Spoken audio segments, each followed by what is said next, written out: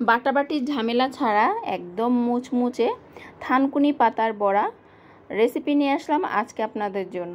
আমরা জানি এই থানকুনি পাতা অনেক বেশি উপকারী শরীরের জন্য।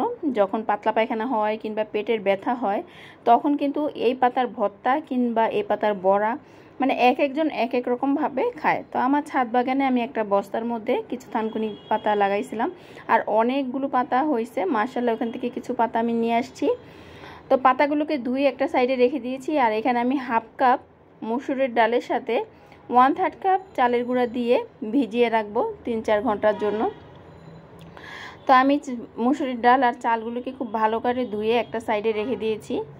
তো আমি অনেকক্ষণ পরেই চলে আসলাম, 2 থেকে 3 ঘন্টা পরে। এখন হচ্ছে পাতাগুলোকে আমি ছোট ছোট করে কেটে নেব, কারণ আমি আজকে এগুলো বাটবো না, তো কিন্তু ব্লেন্ড করব। আর ব্লেন্ড করার জন্য যদি আমরা এগুলোকে ছোট ছোট করে দেই তখন কিন্তু বেশি সুবিধা হবে, আর নয়তো ব্লেন্ডারের ওই জারের সাথে কিন্তু এটা লেগে যাবে। যাই হোক, এদিকে দেখেন আমার ডাল আর চাল ফুলে কিন্তু ডাবলের ডাবল হয়ে গেছে। এখন প্রথমে আমি এখানে ডালগুলোকে দিয়ে দিব, ছেঁকে দিচ্ছি। তো ডাল দিয়েছি সবগুলো, দেওয়ার পরে এখানে আমি কিছু কাঁচামরিচ দিয়ে দিছি। তো এগুলোকে এই যে ব্লেন্ড করে নিলাম।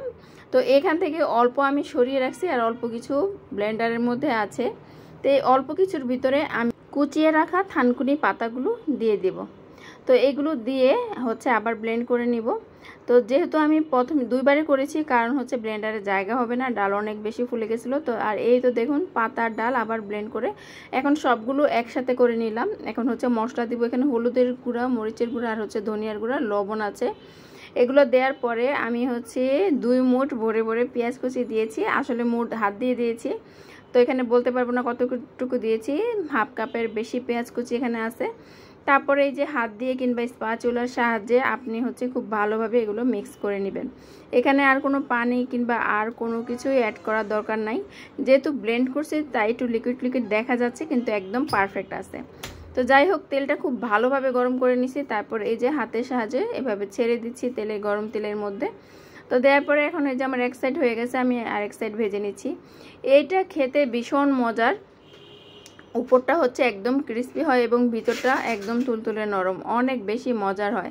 তো যাই হোক, আমার বড়াগুলো কিন্তু হয়ে গেছে। আর লাইটিংয়ের কারণে যতটা মানে দেখাচ্ছে যে পোড়া পোড়া, ওইরকম কিন্তু না, অনেক সুন্দর হয়েছে।